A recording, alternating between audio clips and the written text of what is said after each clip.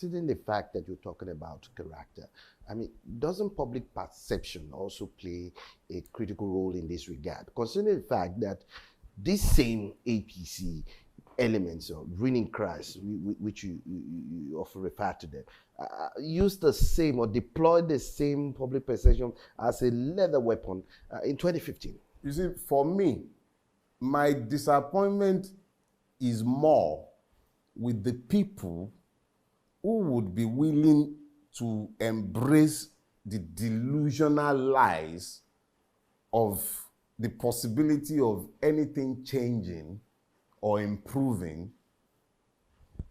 if either Tinubu or his twin brother Atiku should become the president. They are actually twin horsemen of the apocalypse. They are not different. They are the same. The ruling class has done us a wonderful favor. They've produced one candidate. Just as the two parties have become one, at least demonstrably so, they've also produced a single candidate. You can actually produce an identikit that fits both. Both are criminal in nature and intent. Both have public records of extreme avarice and stealing. Both are integrity challenged. The difference is that we don't know the true name, age, and parentage of one. The other one at least has a credible story as to his provenance in the public space. So what you are actually seeing, you are looking at two dogs. One is a mongrel, the other is an Alsatian, but they are both dogs. So it's not like they have presented us, the species is the same. So it is up to Nigerians to look beyond those two, because frankly speaking, you will notice that I haven't spent much time on Atiku, because there is really nothing to say about him. He has sufficiently introduced himself. Obasanjo has done a fantastic job of defining him, so we already know him. But Tinubu, because of his ownership of a lot of press levers, the purchase of the intellectual kaku makers, you find that he's not properly interrogated and people are dancing around the issues when they are talking about him because they've all fed from his table. Feeding from his table has meant that a lot of illusions have been allowed to travel undispelled for too long. So when you are dealing with Tinubu, you are dealing with the falsehood of stories of the success story that Lagos is. What success story, for heaven's sake?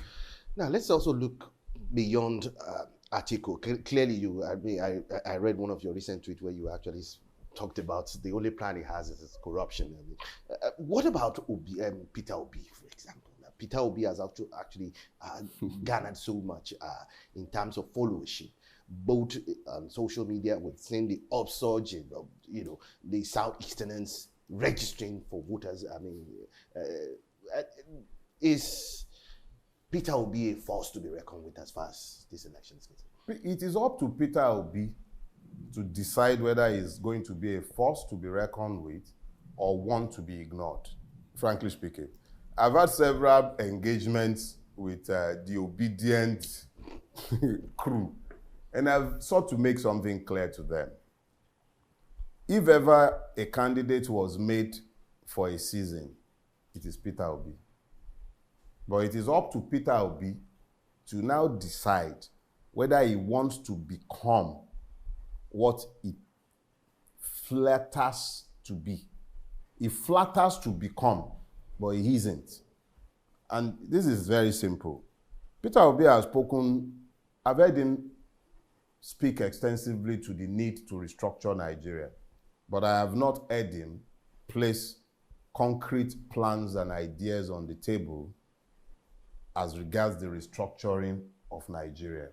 A lot of his obedient people would answer me and say, if he says anything now, the North will not vote for him. They've already branded him an IPOB candidate. And I say to them, the difference between the leader and the followers is that the leader must first of all identify the destination and then persuade on the strength of his vision those who he wishes to have following him. But there are times, and we are in one of those times in Nigeria now, where we are actually in a leadership recruitment exercise. We are the ones who need to recruit our leaders. If our leaders are non-existent and Nigeria has none. And Peter Obi has come out and is offering leadership qualities. He has proven himself in a state, even though there are people who challenges his records in Anambra, but it has traveled long enough for us to say that reasonably he must have done well in Anambra. Now, if he has done well in Anambra and is coming to Nigeria, he must understand something. The primary issue with Nigeria is that it has been destroyed beyond repairs. Destroyed by the years of the PDP, yes, but the job of destroying it beyond repair happened under General Buhari. So if you are going to be able to preserve Nigeria, you have to actually reimagine Nigeria and then sell your new image of Nigeria to the Nigerians. Because it's a democracy, it's not going to be all Nigerians that you can sell your ideas to. But if you sell your ideas to sufficient numbers as to propel a movement for change, then you are a leader. You can talk about moving from consumption to production all you care. But if the structure of the country is not one that encourages production, because what it actually wants is to impoverish those who live in the space, how do you increase production? If he is not talking about restructuring now, and he is propelled into office on the basis of the illusions of Nigerians who are hoping that a Peter Obi presidency might change Nigeria, would he be exercising the powers of a military dictator, or how does he intend to work with this skilled National Assembly?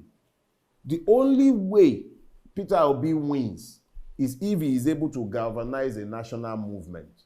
The only way he can galvanize that is to listen to the pains and yearnings of at least a majority in 4 out of 6 geopolitical zones in this country. We desire to see Nigerians freed from the shackles of this fraudulent constitution.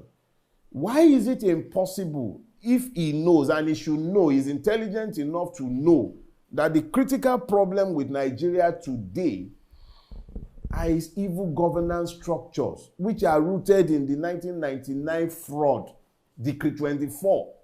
Why is it impossible for him to galvanize us behind his own vision of the future that is rooted in restructuring? You can't change anything without restructuring Nigeria. It's not possible. So where is his vision for restructuring? Omoyele Sowore has one. We know exactly how many regions Nigeria would become if the AAC wins power. We know exactly what his views are on state police. Is on paper.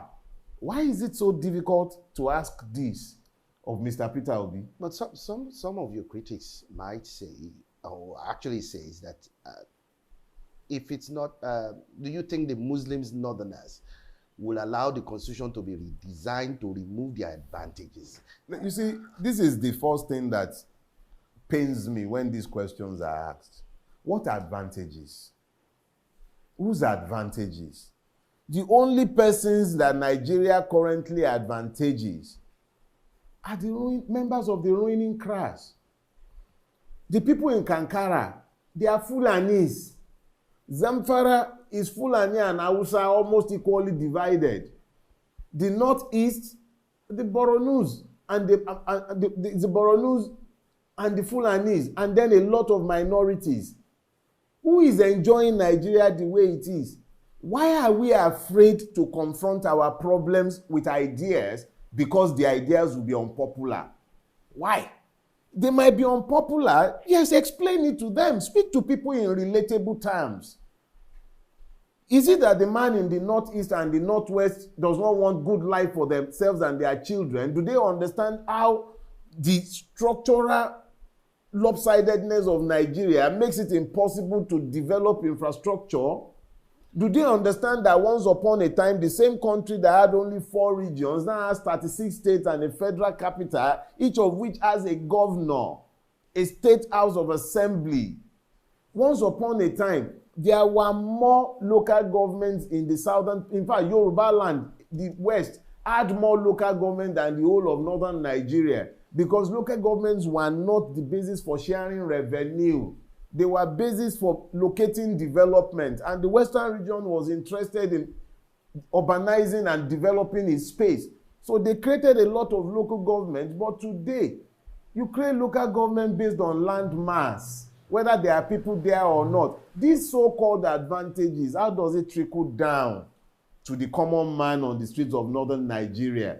These advantages are claimed in the names of Arewa, but it accrues only to members of their feudal ruling class. It has never percolated down to the people. Why is it that we are afraid to speak to ourselves? Because, you see, we have made it so easy for Nigeria to perpetrate lies, just to be lying. What northern Nigeria? Who are these northern Nigerians? Are the people of the plateau part of this northern Nigeria that does not want restructuring? The people in Bauchi, are they one of them as well? All those parts of Bauchi, the Tangali people, so they don't want this restructuring. The Jukuns in Taraba do not want this restructuring. Are they not in northern Nigeria as well? Who is northern Nigeria? Who are the northern? It is important that we dispel these myths by confronting the issues with truth.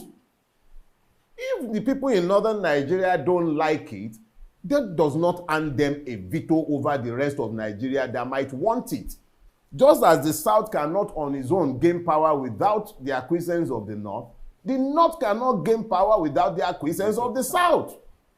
This is something, so at any point in time, we must all understand that the restructuring we are talking about is not meant to disadvantage anybody. It is meant to make life easier for all of us. And just because one party is saying it doesn't want it, does not mean that those of us who want it should give up on demanding what we believe to be right. We can have this disagreement. We can have this argument. But we must be able to agree on what the facts are, what the truths are. Then we can now begin to argue about opinions. Nigeria is not working. It is not working. It can't work the way it is, and it cannot work on the imperatives of an ethno-religious bloc. It can't. It has to be a consensus of all. Now, help us reconcile this, because considering the fact that you say Nigerians cannot work under this present, structure, so to say, fraud. Time and time again in the past, you've always said that Nigeria's problem cannot be resolved by personnel change. In fact, you said that the system has been designed with impunity, undergirding it, and can never deliver anything positive for Nigerians or to Nigerians. Now, how do we reconcile this fact by saying we cannot have Nigerians' problems cannot be resolved through a personnel change, and now you are talking about having a change in the constitution or structure? I think sometimes we find it difficult to see the trees because of the forest. And I have this habit as well of trying my best to make sure that I don't do information overload. Yeah. So I tend to compartmentalize my arguments. Personnel changes will never save Nigeria, and I stand by that. But I also recognize that there are only two ways to change Nigeria: electoral or war. Is one or the other. You're either going to change Nigeria using the electoral path, or you're going to change Nigeria by force of arms. I think it was Tahir. The man is Tahir. I think it's the Taliban Bauchi. He was the leader of the northern delegation to the 2014 conference. He said something I have always pondered. He said, if you want to change the 1999 constitution, you should go and plan a coup. He said it at the time. It sounded innocuous because this was back in 2014. It didn't really resonate. But in recent times, the more I've pondered it, the more I've come to realize that what the man is saying is essentially true. You are going to have to plan a coup. And in this case, what I'm actually advocating is a coup in a different way.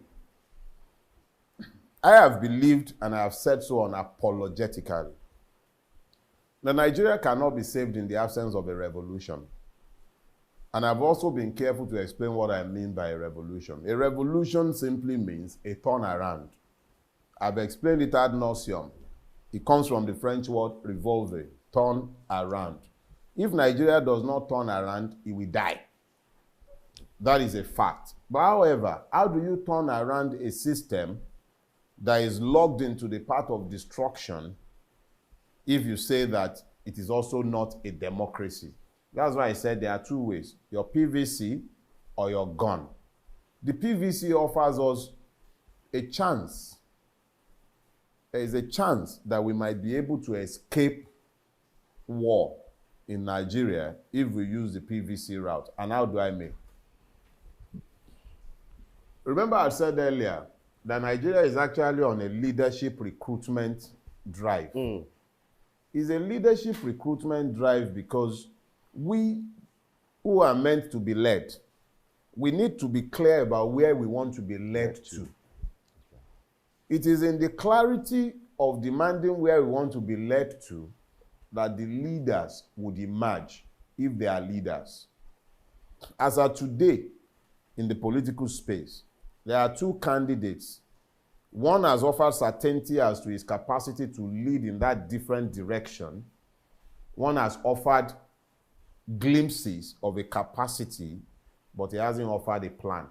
Yele Sowore has clearly offered a plan as to the direction we should be traveling. But it's about timing.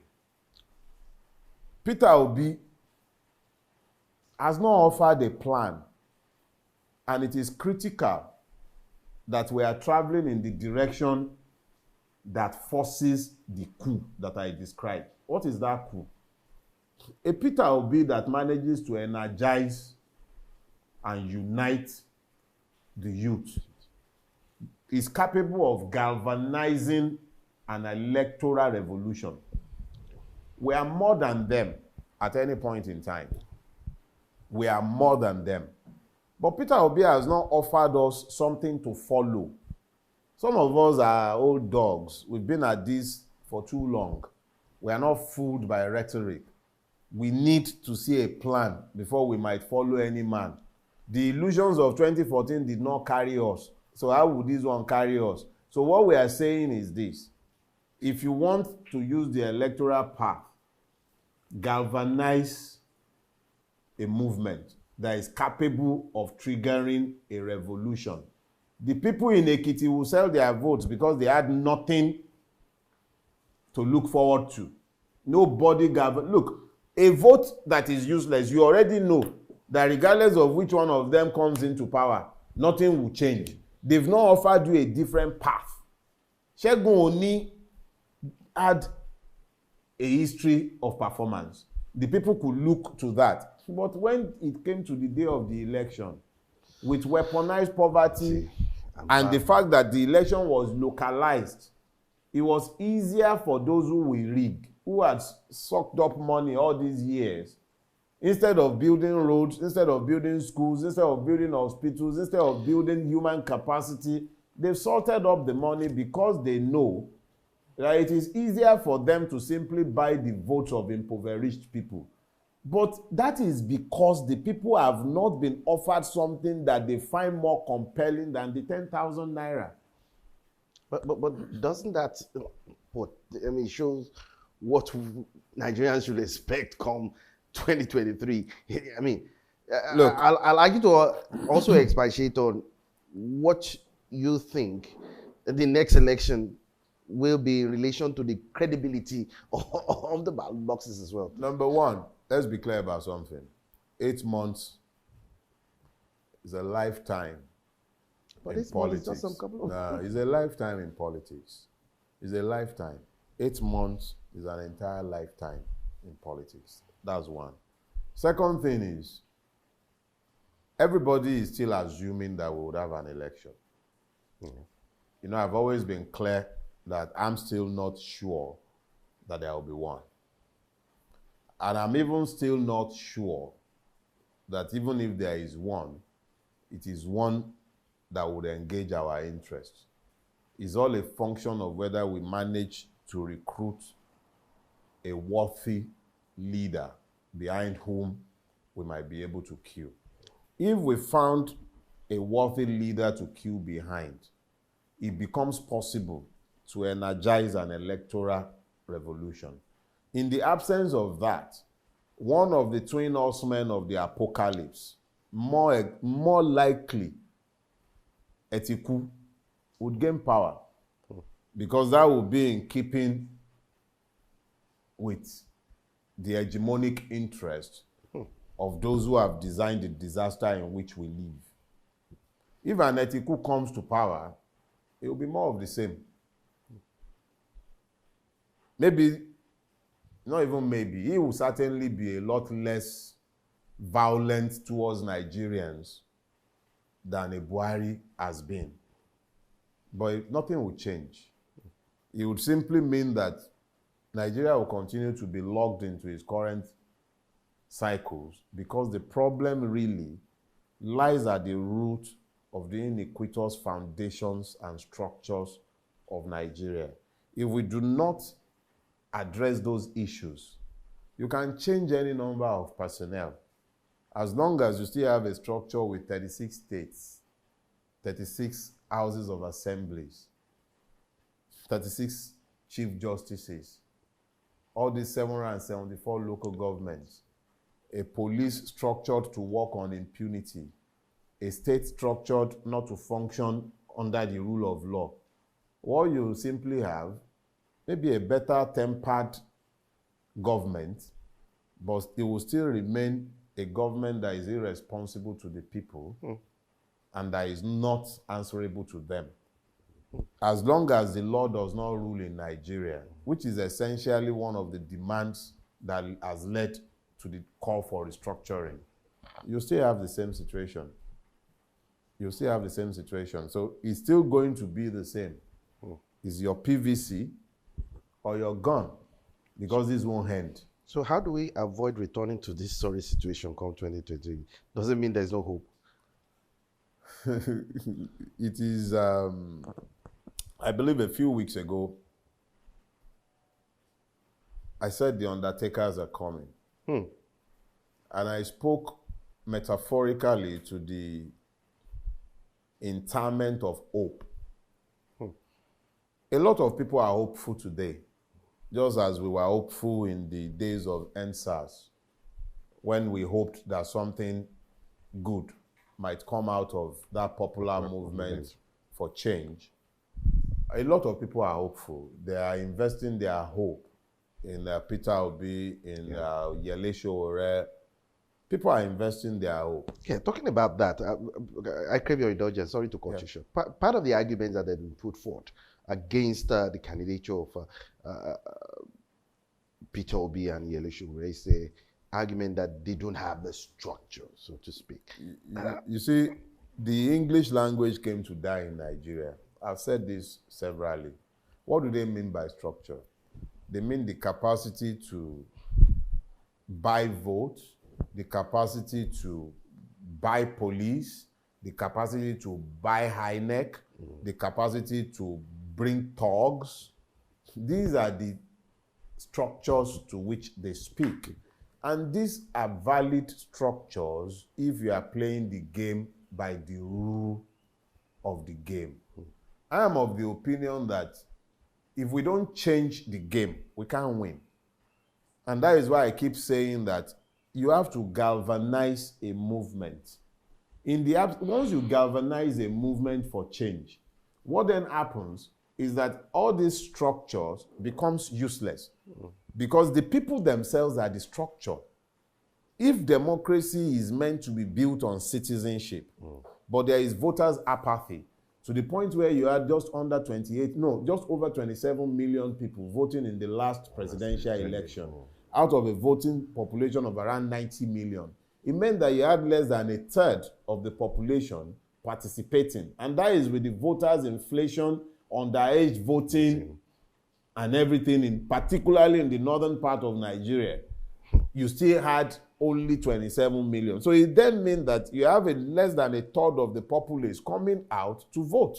Now, if because the people have invested their hope in these new candidates, because the people have bothered to register to vote, because those who had not been voting in the past are likely to be voting in the coming election, it is not inconceivable that you might have as many as 50 to 60 million people voting in the next election. If you have that number coming out, and that would only happen if you galvanize people sufficiently. If you have that happening, the structures becomes irrelevant. How many thugs are they going to be deploying? How many people's votes are they going to buy? And then how do you operate with the impunity of vote buying in the open space if the people themselves are mobilized? If they understand what is at stake, if they are mobilized, if you have given them relatable basis to side with you, come on. I would, look, this same Ekiti was the state where people killed in defense of their votes because the vote meant something to them. They were just as hungry, if not impoverished, but they stood behind their vote. This time around, the vote means nothing because the ruining crash has offered them no choice. They know that the ritual of voting is empty. It's either they are voting and the police will stand aside when the thugs will come and scatter the place when they can't buy the vote.